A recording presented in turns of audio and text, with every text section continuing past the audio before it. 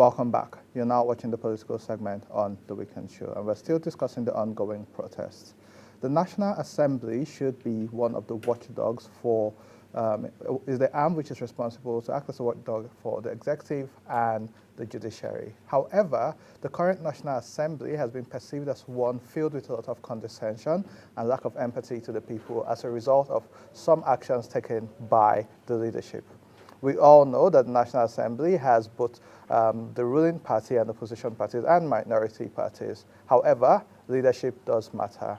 From the Senate President making light of Let the Poor Breathe prayer, which got a lot of Nigerians quite concerned and upset, to the Senate President speaking to female senators in manners which members of the public saw as derogatory, and then also going further to comments as, like, we shall continue to eat, even if he was quoting someone. Now, over the last couple of weeks and months, Nigerians have been complaining about the state of the economy. They've been complaining about food inflation. They've been complaining about fuel prices, electricity tariffs. Yes, there are some serving senators and House of Rep members who are holding the system accountable. But in National Assembly, where sitting senators who have dissenting voices are removed from leadership positions or suspended, makes Nigerians question the efficiency of the National Assembly. Also, with its budgets, which people have believed is bloated, there's the question of, is the National Assembly acting as a watchdog, or are they being a rubber stamp? We do have a guest in the studio with us to have this conversation and also share his perspective about the ongoing protests and how the National Assembly can serve us better. Joining us, we have Sen Garba Maidoki, who is the senator representing Kebbi South Senatorial District. Good morning. Good morning. Thanks for coming back on the show. Good morning. Senator, I think the last time we spoke was at this same time last year. I guess so. Yes, and you were here and we had a conversation. Yes. You have been very vocal in the National Assembly, and I'm also aware you are a farmer. Yes. You were able to beat a long-serving senator, Senator Ibn Nala, who had been there for a while. And so the stage has been set for you. Being a former farmer, you understand what it takes and the needs of the people. Let's start with your overall analysis of what's going on right now. Thank you very much. And good morning, viewers. I'm delighted to be here and to comment on the ongoing high cost of living in Nigeria and the protest that is ongoing. It is sad today that the cost of living to an average Nigerian and the hardship being incurred is unimaginable. It's unimaginable. Particularly when you take into consideration the income per capita per average Nigerian, which is less than $5 if it's put in according to international statistics. So I find it really, I don't know, I can't sleep because of all the indices. If you look, you know that an average Nigerian is in crisis, terrible crisis, feeding crisis. People cannot feed, talk less of paying school fees. And that is the crux of the matter. When I was going to school, everything was provided for me free by government. I had accommodation, I had feeding, I had even transport money to go back. So there was no reason why we cannot do what we were sent to do, to read. But today, if you go to public school, you are, except a few of them, you are as good as an illiterate. The system has collapsed. And if civil servants send their children to private school, then they might have other ways to get money to pay for it. And this has fueled so much corruption in the system that today, whatever government intended in the budget, good intentions, they never reflect into goods and services to be delivered to the common person. and that is unfortunate. This is where we are, where intentions and money budgeted for never materialize in improved living standard of the people. And that is what we need to face, that is what we need to address so that this issue can be reversed. With the ongoing strike, I really sympathize with those who showed their grievances. Strike is part of democracy. Whoever say people should not strike or should not protest, I think is not a Democrat. Democracy and protest are opposite sides of the same coin.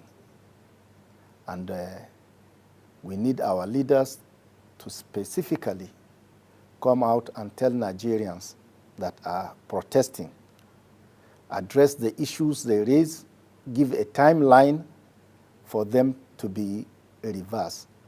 Number one is the cost of living, food crisis. I was in this station last time, about 6 months or 7 months ago. The National Assembly saw this issue, and this issue was raised in the Senate. And we had good advice that government should import food as a temporary relief so that Nigerians can feed. Hausa man has a proverb, Ina anhwanim but ibarai. What it means is, I don't know, that what is the essence of tomorrow if you are dead? So, if we don't want our people to die, and they can resort to any means, because nobody is sure of tomorrow. Last time I was here, I saw the government effort by liberalizing the importation of food items and removing all taxes regarding the importation of food. And I made it clear that this is crisis. There is no time to allow market forces to work. Market forces can work after government has intervened. Government should bring in food so that the prices can crash down, and then the market forces can follow later. And we have the unfortunate situation in Nigeria of the middlemen in this food process, in the supply chain of these food items, that hoard essential commodities. Just like filling station, you go to all the filling stations in Abuja, there is fuel, but it's locked. I think government is failing. The consumer protection has actually collapsed, where individual can hold the country or a region or a people at ransom. They keep food and release it in piecemeal so that they can artificially keep the prices high. And the system doesn't seem to have any way to check this menace. I call on all of us, the President, the National Assembly, and Nigerians, that this is the time to work together. This is the time to have creative solutions so that the Nigeria for our children can be better. Thank you. How can the government respond to the economic challenges, the specific demands by the protesters? In what ways can the government actually respond to that as a senator yourself? Because we've seen lots of your colleagues speak online, speak on television, and no empathy is involved in their speeches. So in what ways can you guys respond? Thank you very much. You know, it's a question of communication.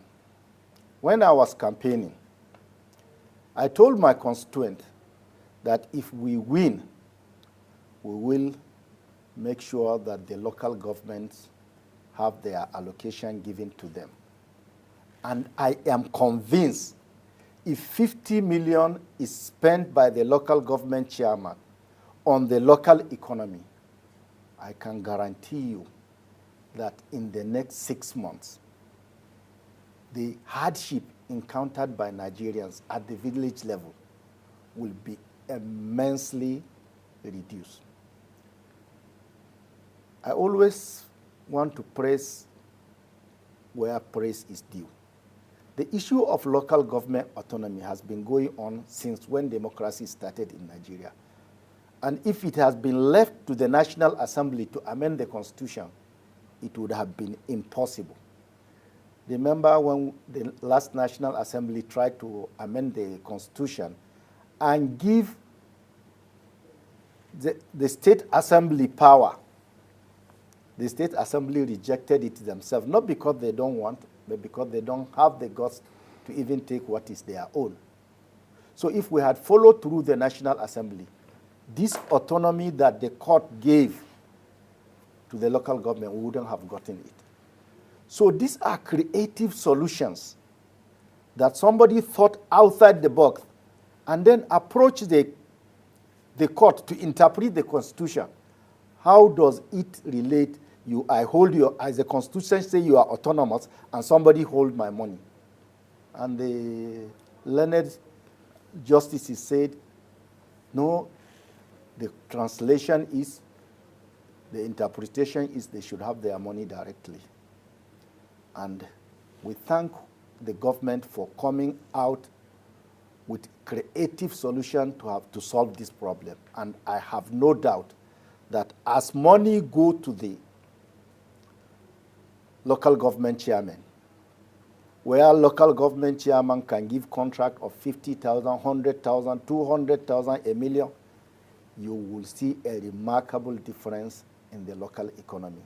And these are the beginning of addressing these issues of high cost of living. Because if you go to local government, you don't even know that salary is paid. No activity is taking place.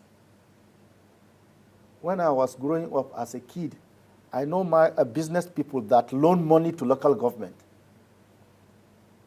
And it was functioning. There was this symbiotic relationship between local businessmen and the local government administration. But that has died completely. There is no local government from where I came that can undertake a project of 10,000, except the state government. They got the money from the state government. But with this, I believe the beginning of the solution has been addressed. That is not to say what the people are asking today is out of place. The people are asking, they are saying we are hungry. And I want Mr. President to understand hunger has no patience. We have to address the issue of hunger. We have to address the issue of budget and program made for people that have actually reached people. And I also want to draw the attention of the protesters and Nigerians. The federal government is not the only government in Nigeria. Whenever there are crises in this country, everybody focuses on the federal government. There are state governments. There are local governments. And I can tell Nigerians without fear of being, that if the state government have semblance we are not saying the federal government is doing well, but if the state government has reached the level for which the federal government is transacting their business, we wouldn't be where we are today. Last time I was here, I told you what the government has, that the government has given about 60 trailers to each state of fertilizers, and 2 trailers to each senator of fertilizers, and 1 trailer for each House of Reps members. I haven't received my own up to today, but I know that most of these fertilizers for the state government have reached the states, and I can guarantee you that the impact has not been felt. I don't know, the state government don't have a mechanism of following through to ensure that politics has never played a bigger role above need of their own people, so that these fertilizers reach the real farmers, not the party stalwarts, But if you you give fertilizers to state government and it was given to party chairman and party ward chairman, then what are we doing? We are not serious. We have not started addressing the issue. But it is what it is. Nigerians, as much as you hold federal government responsible, please hold the state governors as responsible as well. Now that the local government have been given autonomy by the court, please hold them responsible. This situation will not have repeat itself. And lastly, as long as every politician think if you have money, you will win election, the hardship will never go away. As long as ordinary people take money to vote for people, not minding what pedigree they have, not minding that a teacher can become a senator if he has the love of his people, but because he doesn't have money, he will not get there. I think we have to search our conscience too. I can tell you, almost every elected member, we are only in 2024 now, but has started thinking of 2027. This is very unfortunate. You have, who knows, we just lost a senator. He was preparing for, with all due respect, he was preparing for 2027. What are we doing? Let's do, the moment this Almighty has given us, let's use it. 2027 will take care of itself. I find it odd and sad and annoyed for somebody who is in 2024. You have not delivered the dividends of this democracy to your people if you have conscience and you are talking of 2027. What are you going to do in 2027 if you have not been able to do anything in 2024, or if your constituents are all dead? Senator, I'll start by agreeing with you to give credit where it's due.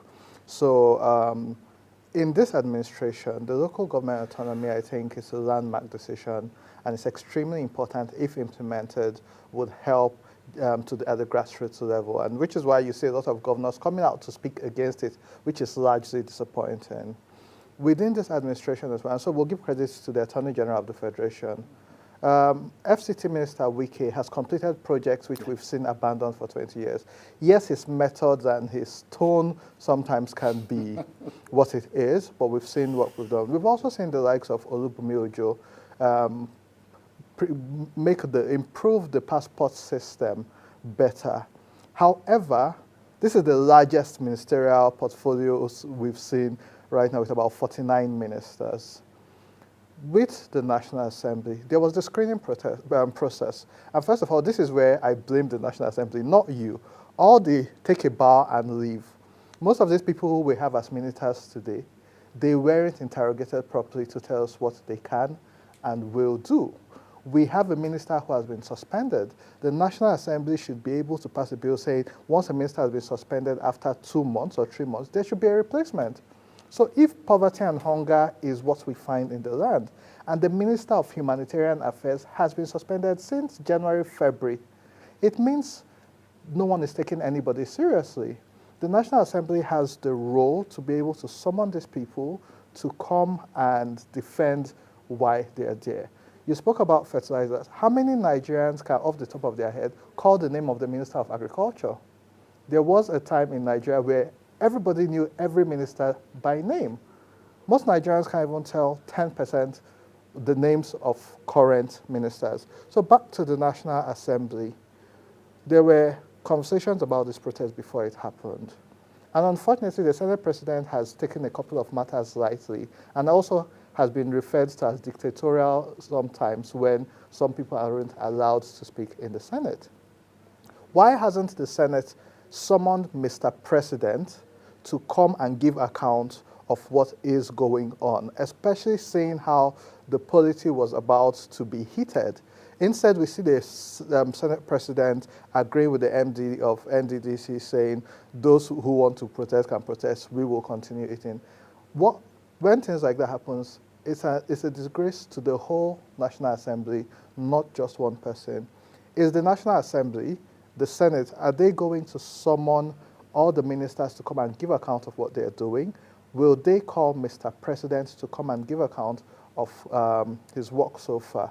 It's day 3. We haven't seen or heard the president, but we've seen a lot of his ministers and his aides who come out and blame other people. They're still playing the blame game. Please, is the Senate going to call Mr. President to come and defend this? And will the ministers also be summoned and maybe removed if they aren't doing their jobs? Thank you very much.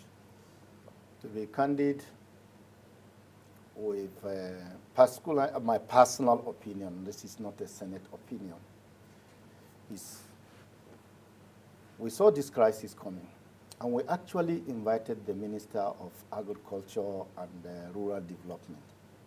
We saw it long ago. We sat down with him on 2 or 3 occasions before now, and sounding this warning that things are going to get out of hand. We don't know where the red tapeism and bureaucracy, how it works. You know, most of the bureaucracy in government it doesn't respond as quickly as you would wish it should. We saw this, the minister was summoned. We sat with him 3 times in the last 1 year on this food crisis, and issues and programs were agreed upon. But first of all, you also have to realize how government works. If you bring in new program, no matter how urgent it is, if it's not in the budget, then it's another problem on how to implement it. I had cause to speak with so many ministers in my capacity as the chairman of legislative compliance, where we see gaps, and we realize that there is no money budgeted to fix that problem. And if that problem persists, and this is where we are today. So I don't know if we need to improve our budgeting so that... Senator, let me just interject and I'll let you finish. Yeah. The National Assembly just approved a supplementary budget of about 6 trillion. The legislative saw this coming 6 months ago. And I remember when there was a conversation about declaring state of emergency on food security and the likes. And yes, that was as a result of the deliberations by the National Assembly. 6 trillion has now been approved as supplementary budget. Are we still saying that this food security issue and hunger, which we are addressing, has that been included in this supplementary budget which has been approved or not? It has. This food security issue was adequately captured in this new incremental budget. But you know, we thought it 6 months ago. But we couldn't do anything until now when the problem has actually reared its head. And this is some of the workings in government. You see issues long ago, but before the bureaucracy does itself and get the approval and get the law, the problem had already reared itself.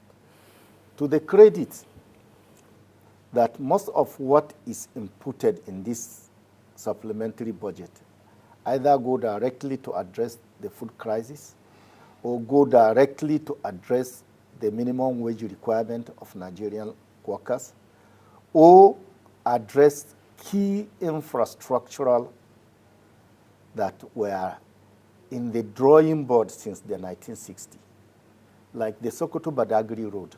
The Sokoto-Badagry Road was on the drawing board pre-independence, but it had never been brought to the fore until now. So, but by and large, we also need to be cautious of spending too much money where the absorptive capacity of the country is low.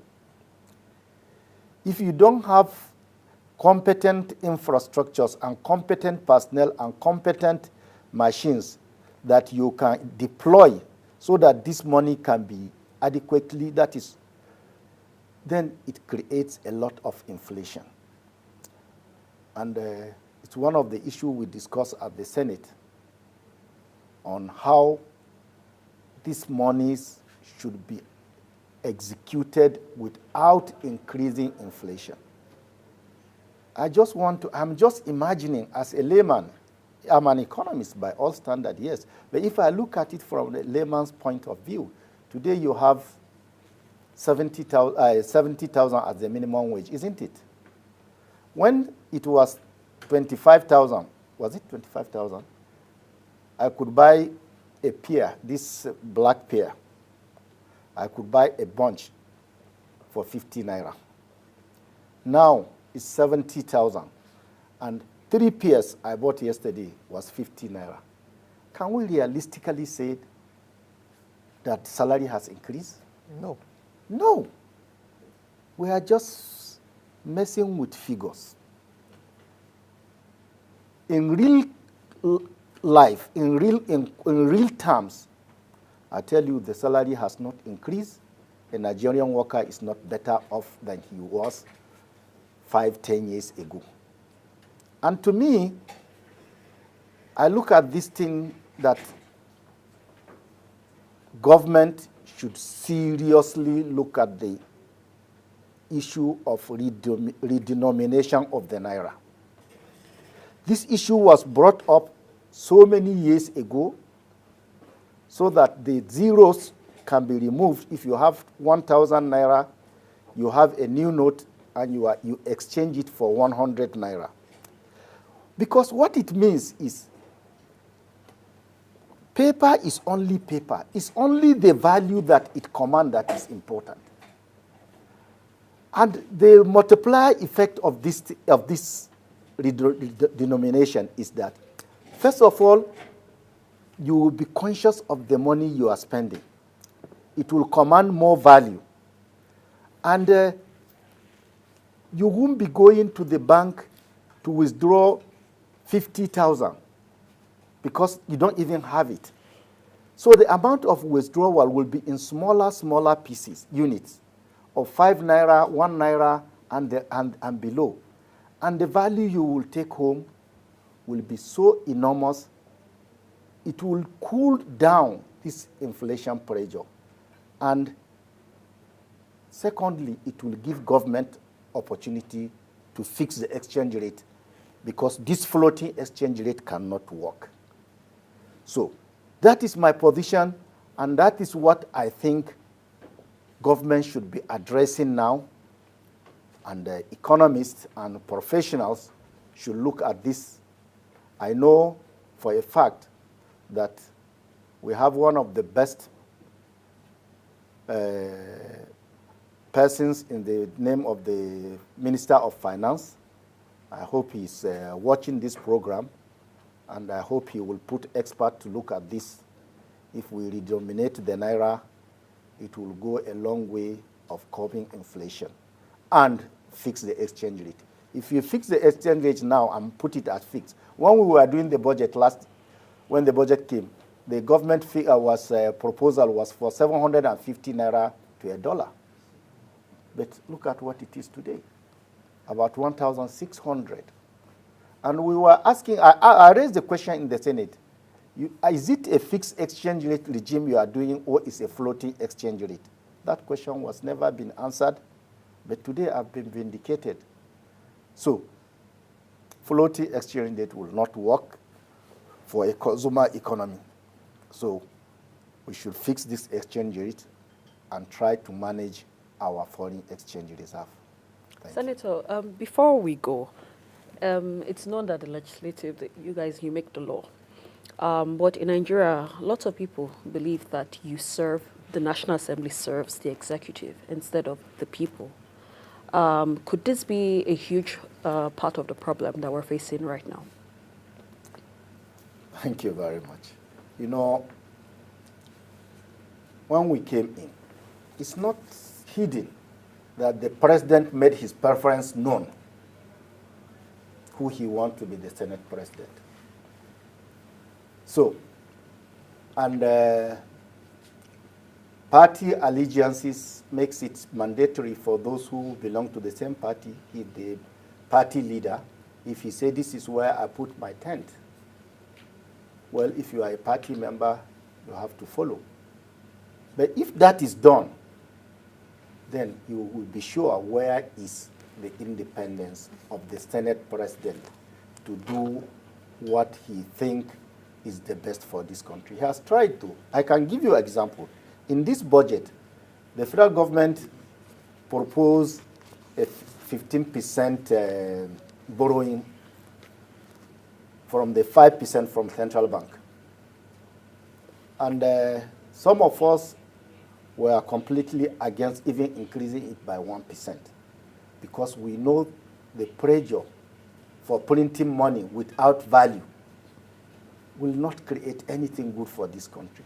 But in the end, the Senate came to a decision, majority had their way, and agreed that, okay, we will not give you 15%, but we will give you 10%. So they didn't accept our proposal for staying at the 5%, but they didn't accept the president's proposal for 15%. They came to a middle ground of 10%. So despite the fact that, yes, the Senate president was installed there by the president, if anybody is doubting that, then he is not living in this country. But he has managed to bring the two positions together and come to a common ground. And one thing, I'm not a fan of the Senate president, but one thing I realize, he's a good person. He might not be controlling his words because he jokes a lot, but he's passionate about the feelings of Nigerians.